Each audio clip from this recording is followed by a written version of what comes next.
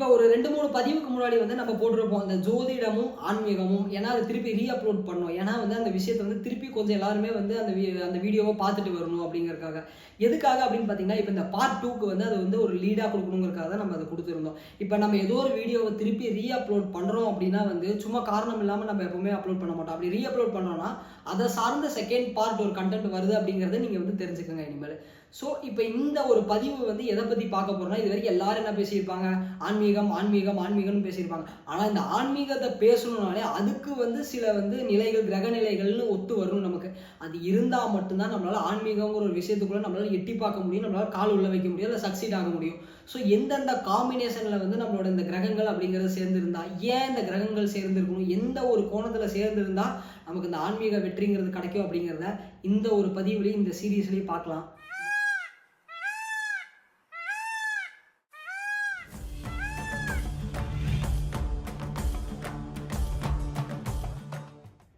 இப்போ முதல்ல வந்து ஆன்மீகம் அப்படிங்கிற ஒரு விஷயத்துக்குள்ளே வரணும். நம்ம இந்த உலகத்தில் பிறந்துட்டோம்னாலேங்க நம்ம எந்த ஒரு விஷயம் செய்யணும்னாலும் அதுக்கு வந்து சில கிரகங்கள் அப்படிங்கிறது, இந்த பஞ்சபூதங்கள் இதெல்லாம் நமக்கு சப்போர்ட் பண்ணணும்.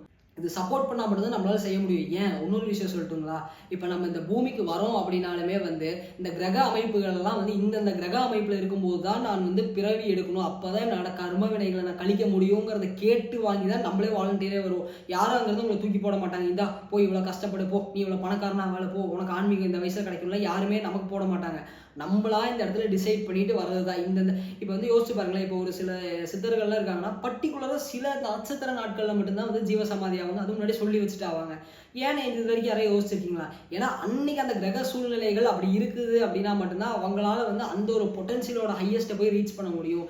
இப்போ கிருஷ்ணர் இருக்காருன்னா, கிருஷ்ணர் வந்து ரோகிணி நட்சத்திரத்தை தான் அவதரிக்கணும் அப்படின்னாருன்னா அவர் அந்த நட்சத்திரத்தை தான் அவர் தான் அவதரிக்கணும். இதை விட்டுட்டு நம்ம அவர் கிருத்திகையிலையோ இல்லை பரணியிலையோ இல்லை உத்திரட்டாதி இதுலெல்லாம் போய் அவதரிச்சார் அப்படின்னா அவர் வந்து இந்த உலகத்துக்கு வந்து இந்த நேரத்துக்கு நான் இந்த வேலையை செய்ய வரும்னா அதை அவரால் செய்ய முடியாது. ஏன்னா அது வந்து இந்த கிரகங்கள் இந்த பூமிக்குள்ள வந்துட்டாங்கன்னா யாரா இருந்தாலும் அந்த ஒரு சட்டத்துக்கு கட்டுப்பட்டு தான் நடந்தாங்கணும். அதனாலதான் வந்து எல்லாருமே அந்தந்த ஒரு குறிப்பிட்ட ஒரு காம்பினேஷன் ஆஃப் பிளானட் சேர்ந்திருக்கும் போது ஒவ்வொருத்தருமே பிறந்திருப்பாங்க. அந்த காம்பினேஷனுக்கு பேர் தான் பாத்தீங்கன்னா ஜாதக கட்டம் அப்படிங்கிறது. இப்ப இந்த ஜாதக கட்டத்துக்குள்ள பாத்தீங்கன்னா 12 கட்டங்கள் இருக்கும். மேஷம் முதல் மீனம் வரைக்கும் போட்டிருப்பாங்க. இதுல பாத்தீங்கன்னா வந்து இந்த கட்டத்துல வந்து 9 கிரகங்கள் வந்து நம்மள ஆட்சி செய்யும். 27 நட்சத்திரங்கள் அப்படிங்கிறது இருக்கும். டோட்டலா வந்து பேசிக்கா பாத்தீங்கன்னா 108 காம்பினேஷன் வந்து இதுலயே நமக்கு வந்துடும். இதை தாண்டி இன்னும் சில காம்பினேஷன்ஸ் வந்து ரொம்ப டீப்பா உள்ள போகும்போது இருக்கு. அதை வந்து நீங்க வந்து உங்களுக்கு ஆஸ்ட்ராலஜில ஆர்வம் இருக்கு, ஆஸ்ட்ராலஜிஸ்டா இருக்கீங்கன்னா நீங்க வந்து அந்த இடத்துல வந்து பார்த்து நீங்க தெரிஞ்சுக்கலாம். இப்போ ஒரு ஜாதகம் அப்படிங்கிறது இருக்குன்னா, ஒருத்தர் வந்து ஃபார் எக்ஸாம்பிள் ஒரு டாக்டர் ஆகணும் அப்படின்னா அந்த இடத்துல செவ்வாய் இல்லைன்னா கேது அந்த இடத்துல உச்சமா இருந்தாலும் இல்லை நல்ல காம்பினேஷன் இருந்தால் தான் ஆக முடியும். அதே மாதிரி வந்து பார்த்தீங்கன்னா ஒருத்தர் வந்து ஒரு ஆடிட்டர் ஆகணும்னா அந்த இடத்துல புதன் அப்படிங்கிறது வந்து ஸ்ட்ராங்காக இருக்கணும். புதன் கூட சுக்கிரன் இந்த மாதிரி விஷயங்கள் ஸ்ட்ராங்காக இருந்தால் தான் அவர் ஆடிட்டர் ஆக முடியும். இல்லை போலீஸ் மேனாக ஆகணும் அப்படின்னாலுமே அந்த இடத்துல செவ்வாய் இந்த மாதிரி காம்பினேஷன்ஸ் அப்படிங்கிறது வேணும். இப்போ ஒருத்தர் வந்து ரொம்ப ஒரு கூலி தொழிலாளியாக இருக்காரு, ஒர்க்கராக இருக்காருன்னா அவருக்கு அந்த சனி அப்படிங்கிறதோட ஒரு எஃபெக்ட் இருக்கும். இப்போ ஒருத்தர் கேம்பிளிங் பண்ணுறாரு, சூதாடுறாருன்னா ராகு அப்படிங்கிறது ஒரு எஃபெக்ட் இருக்கும். இப்போ வந்து ஒரு அரச பதவியில் இருக்காரு, அரசு அதிகாரியாக இருக்காருன்னா எப்படியோ ஒரு பக்கத்தில் மறைமுகமாகவோ இல்லை நேர்முகமாகவோ சூரியனோட அந்த ஒரு முழுமையான ஒரு தன்மை இருந்தால் மட்டும்தான் அவரால் அரசியலுக்குள்ள போக முடியும், ஜெயிக்கவும் முடியும், இல்லைன்னா அவரால் முடியாது. ஸோ இந்த மாதிரி ஒவ்வொரு பிளானட்ஸுக்குமே பார்த்தீங்க அப்படின்னா வந்து ஒவ்வொரு காம்பினேஷன்ஸ் இருந்தால் மட்டும்தான் அவங்களால அந்த ஒரு தொழிலில் வந்து சக்சீட் ஆக முடியும். இப்போ யாரை வேணால் எடுத்து பாருங்களேன், இப்போ ஒரு தொழிலோட உச்சத்தில் இருக்கவங்க வந்து எய்தர் அது நெகட்டிவாக வந்து சார்ஜ் ஆகிருக்கணும், இல்லை கம்ப்ளீட்டாக பாசிட்டிவாக சார்ஜ் ஆகிருக்கணும். இப்படி சார்ஜ் ஆகிறவங்க தான் பார்த்தீங்கன்னா வந்து இந்த ஹையஸ்ட் பீக்குக்கு போகிறவங்களா இருப்பாங்க. இல்லை நார்மலாக இருக்குன்னா ஒரு நார்மலான ப்ரொஃபஷன். இப்போ எத்தனையோ டாக்டர்ஸ் இருப்பாங்க, இல்லை எத்தனையோ பிஸ்னஸ் மேன் இருப்பாங்க. ஆனால் இப்போ ரட்டன் டாட்டான்னு நமக்கு சொன்னோம்னா ரட்டன் டாட்டான்னு நமக்கு தெரியும். ஆனால் அவரும் ஒரு பிஸ்னஸ் மேன் தான். பட் ஏன் அவர் நமக்கு தெரியுதுன்னா அவரோட அந்த ஒரு ஹாரிஸ்கோப் அப்படிங்கிறது அந்த ஒரு பவரில் இருக்கும். இப்போ 100 பேத்துக்கு வந்து ஒரே காம்பினேஷன் இருக்கலாம். அந்த 100 பேத்துல யாருக்கு டாப் காம்பினேஷன் இருக்கோ அவங்க தான் வந்து சக்சீட் ஆவாங்கிற மாதிரி. ஸோ அந்த காம்பினேஷன் அப்படிங்கிறது வெறும் நம்மளோட உலகத்தில் செய்கிற வேலைகளுக்கு மட்டும் இல்லை, இந்த ஆன்மீகத்துக்குமே சரி, இந்த ஆன்மீகத்தை கொண்டு போகிறதுக்குமே சரி, இந்த ஆன்மீகத்தில் போலி சாமியார்கள் உருவாகிறதுக்குமே சரி, இந்த காம்பினேஷன்ஸ் தான் காரணமாக இருக்கும். அதில் வந்து ஒரு சில காம்பினேஷன்ஸ் என்னென்ன அப்படிங்கிறது பார்க்கலாம். ஏன் இப்போ இந்த வீடியோ நீங்கள் பார்க்குறீங்கனாலுமே நம்ம சொல்கிற இந்த சில காம்பினேஷன்ஸ்லையோ இல்லை சில தசாபுத்திகள் நடந்துட்டு இருந்தால் மட்டும்தான் உங்களால் இந்த வீடியோவே பார்க்க முடியும்.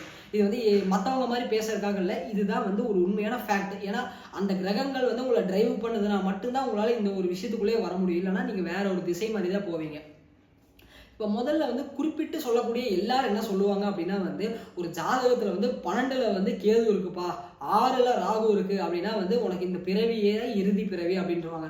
ஆனா இதை வந்து ஜென்ரலா சொன்னா இப்படி எல்லாரும் சொல்லிட்டு போயிடுவாங்க. ஆனா ஒன்னும் டீப்பா உள்ள போய் பார்க்கணும். அந்த கேது எந்த சாரத்தை வாங்கியிருக்கு, எந்த இடத்துல நிக்குது. ஃபார் எக்ஸாம்பிள் வந்து அது மீனத்துல தான், இப்போ மீனத்துல நின்று ரேவதியில நிக்குது, இல்லை உத்தரட்டாதியில நிக்குதுன்னா அது வந்து அவங்களுக்கு வந்து லாஸ்ட் அப்படிங்கிற மாதிரி அந்த பர்த்ங்கிறது சொல்லலாம். உடனே லாஸ்ட் பர்த்னா அவங்க வெறும் ஸ்பிரிச்சுவலா தான் லாஸ்ட் பர்த் போவாங்கன்னா அப்படி கிடையாது. அவங்க வாழ்க்கையில் அவங்க அடிகள் உதைகள் இதெல்லாத்தையுமே வச்சுமே அது தீர்மானிக்கும்.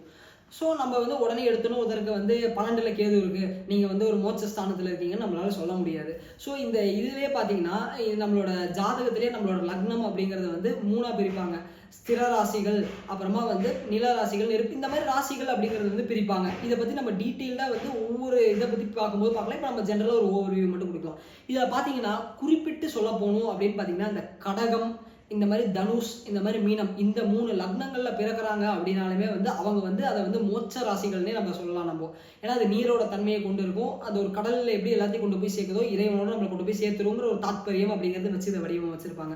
ஸோ முதல்ல வந்து இந்த ஒரு விஷயங்கள் வந்து உங்களோட லக்னம் இருக்கு அப்படின்னா நீங்க வந்து ஃபர்ஸ்ட் ஓகே ஒரு விதத்தில் நீங்க குவாலிஃபைட் அப்படின்னு. ஏன்னா அவங்களுக்கு பேசிக்காவே அந்த ஒரு ஸ்பிரிச்சுவல் எசன்ஸ் அப்படிங்கிறது அவங்களுக்குள்ள இருக்கும். அவங்க வந்து ஹிந்துவா இருக்கலாம், முஸ்லீம், கிறிஸ்டின், என்ன ஒரு மதமா வேணாலும் இருக்கலாம். அவங்களுக்குள்ள வந்து இந்த ஒரு பேசிக்கான ஒரு ஸ்பிரிச்சுவாலிட்டி உள்ள வரும்னா ஃபர்ஸ்ட் அவங்களுக்கு வந்து இந்த ஒரு விஷயம் இருக்கணும். ரெண்டாவது பார்த்தீங்கன்னா இந்த லக்னத்திலேயே வந்து இந்த கேது இருக்கிறது, இல்லைன்னா லக்னத்திலேயே குரு இருக்கிறது, இல்லை லக்னத்தை குரு கேது இந்த மாதிரி விஷயங்கள், குரு பார்க்கறது, இந்த மாதிரி விஷயங்கள் இருக்குது அப்படின்னா வந்து அதுவுமே வந்து உங்களை ஒரு ஆன்மீகத்துக்கு வந்து கூட்டிட்டு போகும். இந்த ஆன்மீகத்திலேயே பார்த்தீங்கன்னா 2 வழிகள் இருக்கு. ஒரு வழி என்னன்னு பார்த்தீங்கன்னா வெறும் இந்த மாதிரி இந்த பஜனைகள், இந்த மாதிரி வந்து இறைவனை வந்து பக்தி மார்க்கம் அடைகிறது. இன்னொரு மார்க்கம் பார்த்தீங்கன்னா சித்தர்கள், சித்த வழிகள், இந்த யோகம், தியானம், ஞானம் இப்படி போறது. ஸோ இது ரெண்டுமே 2ஆ பிரியும். இதுக்குமே பார்த்தீங்கன்னா தனித்தனியாக ஒரு சில காம்பினேஷன்ஸ் அப்படிங்கிறது வேலை செய்யும்.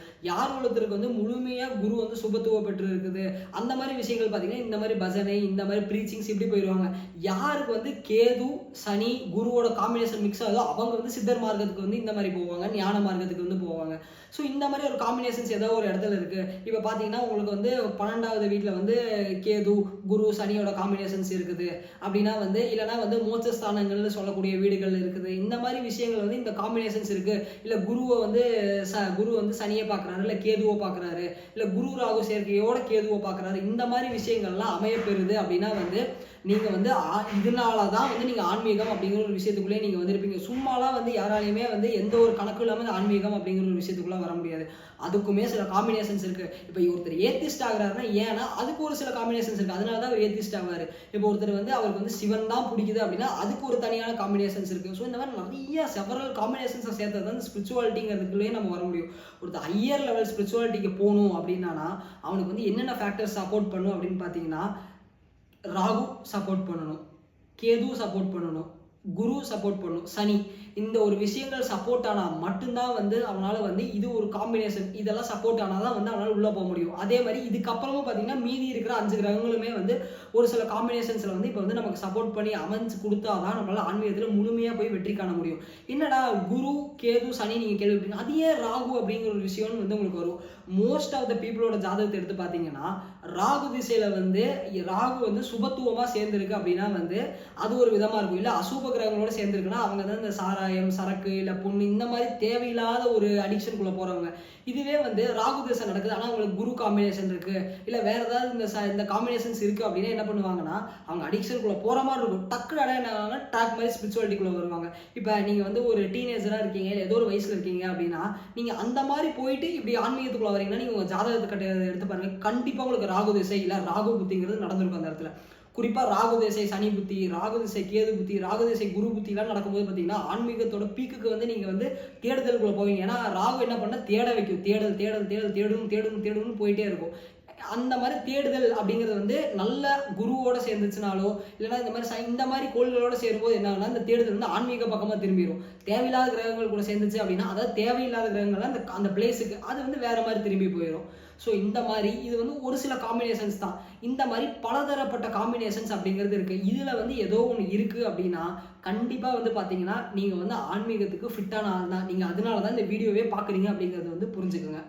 நன்றி. இதை பற்றின இன்னொரு விரிவான சீரீஸ் வேணும்னா கமெண்ட் பண்ணுங்கள். நம்ம இதுக்கு வந்து கண்டினியூஸாக ஒரு சீரீஸ் அப்படிங்கிறது போடுவோம்.